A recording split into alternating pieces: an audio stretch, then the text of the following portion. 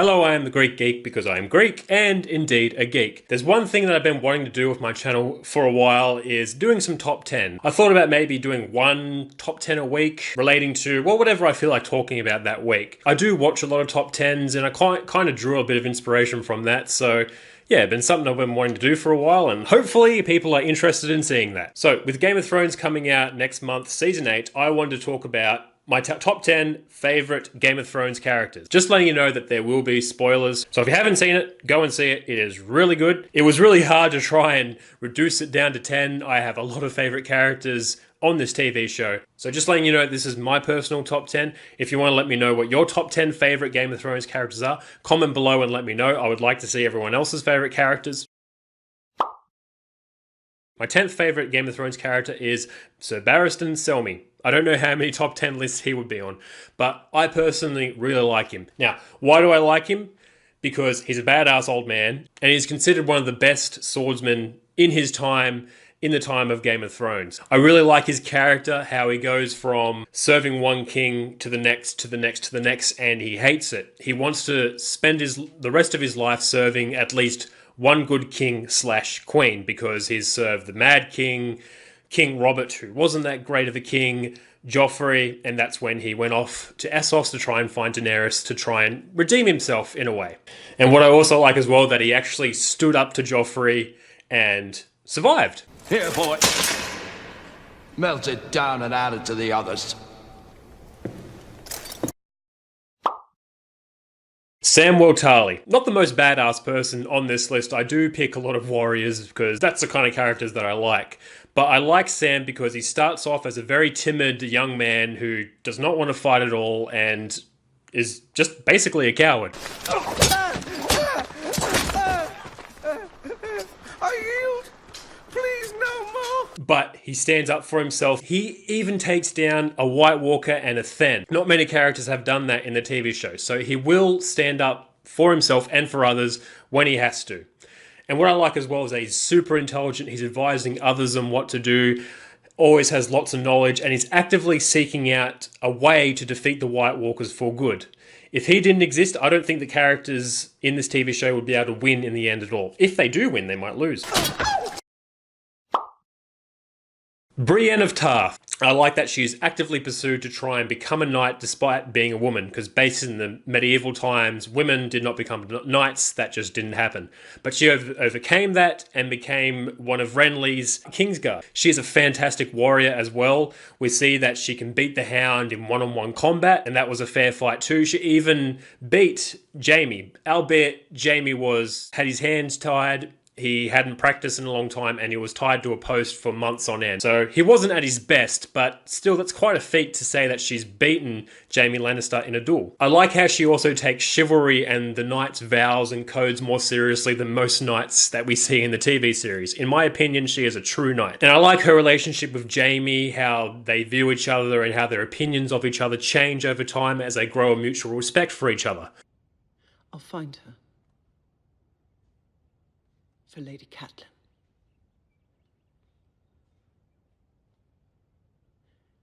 And for you. Oberyn Martel. He is an awesome character, a very cunning warrior that wants to avenge his sister and her dead children. The thing I most like about him is just that he fights with a spear. As a weapon, I like the spear the most. I like the way that it looks in fights, in movies and TV shows with the choreography, and the spear is just a better weapon in my opinion. You're able to keep your opponent away, out of reach of you. I also like how he's very passionate and he always works towards what he wants, and he isn't shy about what he wants. He doesn't care when he's in Westeros and he's with a bastard and he has heaps of bastard children, because things are different in Dawn, and he likes men and women as lovers both. And he doesn't care about that. And he was also almost able to take down the mountain. In my opinion, he did beat the mountain, but due to his arrogance and showboating and trying to get a confession out of the mountain, that led to him getting killed. You're just a pink little man who's far too slow on the draw.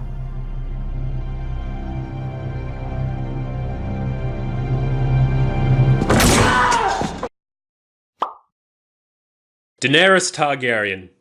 She has dragons. Do I need to say more? Yes, I probably should elaborate on that a bit more. One thing that I really enjoyed with Daenerys' character is that from season 1, we see her as this timid, shy girl who has like no self-confidence at all.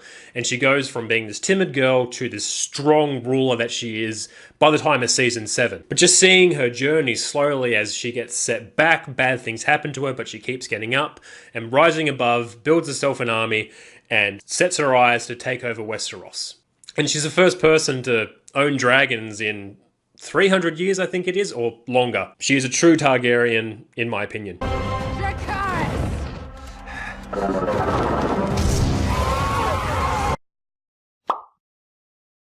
Olenna Tyrell. This chick is just a badass old lady, and I love her character to death.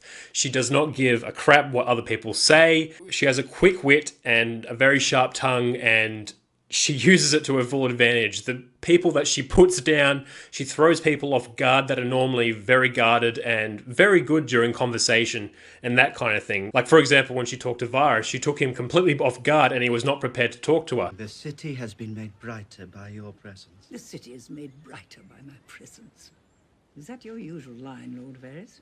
You here to seduce me? And she has great interactions with other characters, and she's trying to build up her family. She is a master manipulator, and ultimately she was responsible for the death of Joffrey, and that is a really good thing. I was told you were drunk, impertinent, and thoroughly debauched. You can imagine my disappointment at finding nothing but a browbeaten bookkeeper. Where did you go for them? Volantis? Eddard Stark, the most honourable character in Game of Thrones, I think, so far. He sticks to his honour even when it is very difficult, and he will always be true to his word. Yes, this doesn't always work out in his favour. His inability to adapt to different situations and break his code of honour does lead to some bad things happening. He is also portrayed by Sean Bean, and that's probably not a good thing based on how his characters usually end up. Now, I like with his character that he loves his family and he's doing everything he can for his family. He is also a very loyal friend. He's not the best warrior in the TV show, but he has stood his ground against very good fighters and has held his own pretty well. For example, we see him fight Jaime Lannister during the first season. He holds his own quite well before there's interference and he's defeated, but I think Jaime would have defeated him anyway. And I have a feeling Jaime wasn't taking the fight super seriously, but anyway, he fought against the Kingslayer and survived. He also fought against Sir Arthur Dayne, the Sworn of the Morning, as we saw in that flashback with Bran and the One-Eyed Raven. He fought against Sir Arthur Dayne. Again, he would have got killed if it wasn't from the interference of someone else, but he stood his ground, fought one-on-one, and was able to hold his ground for a little while. That's a very good feat in my opinion. I cannot give you back your homes or restore your dead to life. But perhaps I can give you justice in the name of our king, Robert. Bronn, the smart mouth sellsword. I like seeing his rise just from a sellsword to eventually becoming a lord based on the relationships that he builds with other people and just working his way up. I also really liked his view on the world, like for example, not fighting honorably when he dueled that night when he was in the Eyrie. He sees it as a crutch and does not fight honorably, just wants to survive. And another example, when he became commander of the City Watch, he didn't take the gold cloak, he didn't wear the same armor because he said it stands out and a cloak is just going to get caught up when you're in a fight. And he won't pick a fight that he won't win because he didn't want to fight against the Mountain, even though he was kind of friends with Tyrion, but he wasn't going to risk his life because he knew he would lose. He's a very cunning and conniving warrior, and I really like that. It was also interesting to see his relationship develop with Tyrion. It was just like a employer and employee kind of relationship to start off with, but they do develop a convincing friendship between each other, even though Bronn wouldn't admit that. If he doesn't get a castle in season 8, I am going to be very disappointed. You don't fight with honor. No. He did.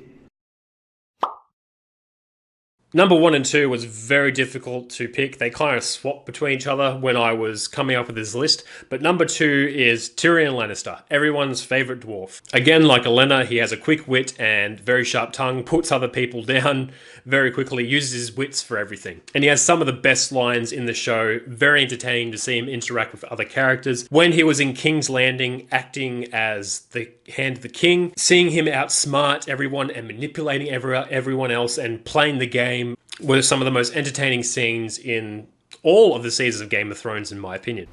Oh, and remember, the Queen mustn't know.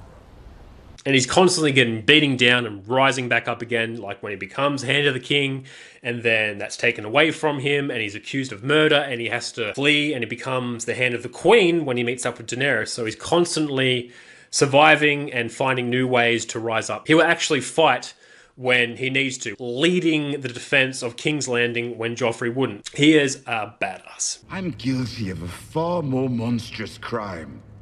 I'm guilty of being a dwarf. You're not on trial for being a dwarf. Oh, yes I am. I've been on trial for that my entire life. And number 1, my personal favourite character in all of Game of Thrones is Jaime Lannister. I have thoroughly enjoyed watching him go from some pompous, spoiled, arrogant lord to a humbled knight. You look at Jaime at the start of season 1, then you look at him at the end of season 7, 2 completely different characters. He has gone through so much, endured so much, learnt a lot, and has grown a lot as a character. Also because he is a warrior, he is considered one of the best warriors in all of Westeros and Essos, I think, at the time, pre-losing his hand.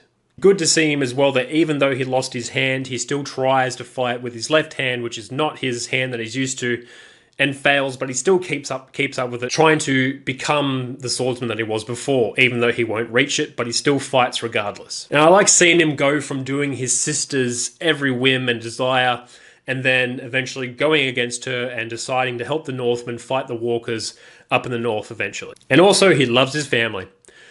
A little too much. If your precious Brandy commanded you to kill your own father and stand by while thousands of men, women, and children burned alive, would you have done it? Would you have kept your oath then? So, that's my top 10 list of my favourite characters in Game of Thrones. Please comment below and let me know what your favourite characters are. You can let me know why if you like. I would really appreciate that. So that's my first top 10. Hopefully you guys like it. I do appreciate you if you do watch this. Thank you very much. Thank you again, and I'll catch you next time.